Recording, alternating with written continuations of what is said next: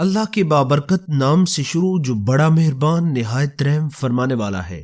صحرا میں ایک سوار چلا جا رہا تھا، اس کی اونٹنی صبا رفتار اور خوش اتوار ہے، اس پر ایک چھانگل میں پانی رکھا ہوا ہے اور ایک توشدان میں ہفتوں کے لیے خوراک بھی محفوظ ہے۔ نہایت اطمینان سے سوار کا سفر جاری تھا کہ دھوپ تیز ہو گئی اور ریگستان جہنم زار بن گیا۔ تھوڑی دیر تک دھوپ کی تپش کا مقابلہ کرتا رہا، لیکن آخر کار تھک گیا۔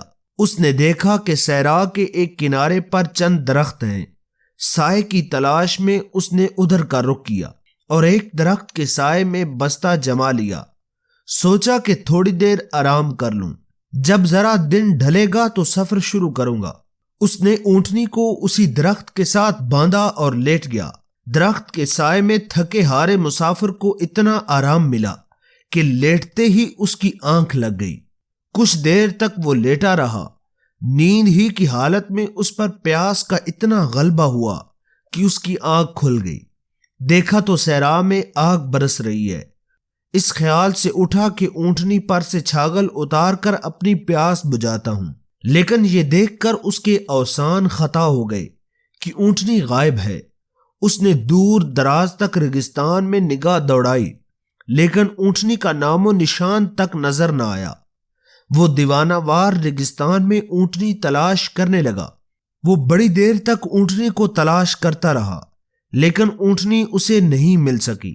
اس وقت وہ اونٹنی ہی اس کا سرمایہ حیات تھی، اسی پر سوار ہو کر وہ سفر کر سکتا تھا۔ اسی اونٹنی پر اس کا زاد راہ تھا۔ اگر اونٹنی غائب ہو جائے تو اس ویرانے میں سوائے موت کے اس کے لیے کوئی دوسری صورت نہیں۔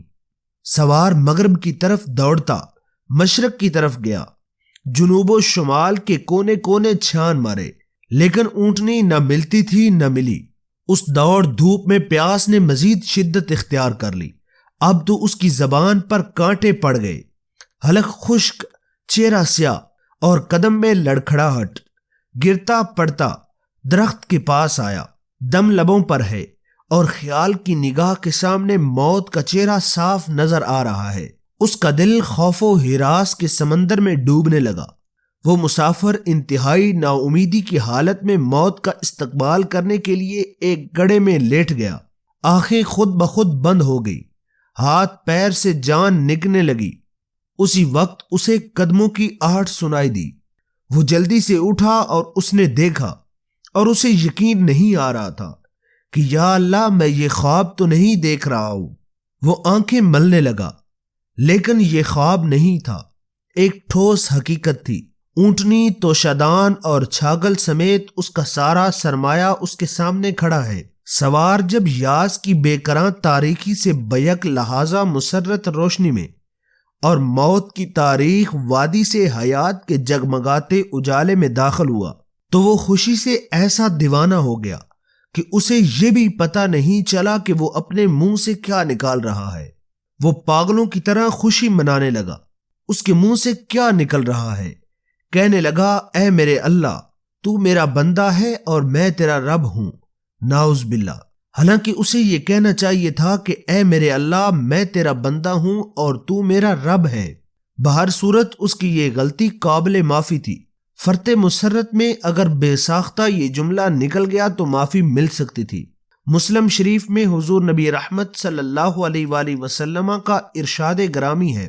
آپ صلی اللہ علیہ وآلہ وسلم نے ارشاد فرمایا کہ اونٹنی کے مل جانے پر سوار کو جتنی خوشی ہوئی تھی، اس سے بہت زیادہ خوشی اللہ تعالیٰ کو اس وقت ہوتی ہے جب کوئی گنہگار بندہ اللہ تعالیٰ کی حضور توبہ کرتا ہے۔ محترم ناظرین، گناہ ہو جانا کوئی اتنی بڑی بات نہیں ہے، لیکن گناہ کے اوپر ڈٹ جانا یہ بہت بڑا گناہ ہے، اور گناہوں سے معافی مانگ لینا یہ اللہ کریم کو بہت زیادہ پسند ہے۔ اللہ کریم نے قرآن مجید فرقان حمید کے اندر یہی بات ارشاد فرمائی ہے کہ تم لوگوں نے میری رحمت سے مایوس نہیں ہونا۔ فرمایا کہ لا تقنطوا من رحمت اللہ۔ اللہ کریم ہم سب کو سچے دل کے ساتھ توبہ کرنے کی توفیق عطا فرمائے اور حضور نبی رحمت صلی اللہ علیہ وآلہ وسلم کی محبت میں جینا اور مرنا نصیب عطا فرمائے۔ امید کرتے ہیں آپ کو ہماری ویڈیو اچھی لگی ہوگی۔